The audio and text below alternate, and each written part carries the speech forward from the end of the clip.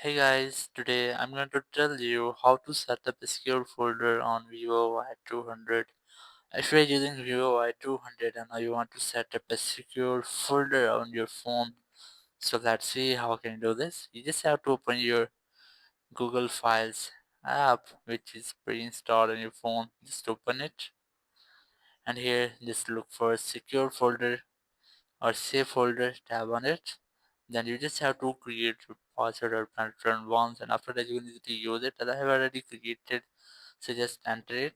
Now go back, and here select any video or photo which you want to make secure or move to your private folder. So I'm going to select video, and here just keep a long press on any video.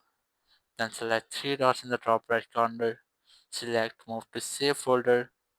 Enter your password, and after that your video will be successfully moved to your secure or private folder. You just have to open it, then enter your password again, and you can easily access your secured videos here. So that's how you can easily set up a secure folder on Vivo Y200. Thank you very much for watching the video.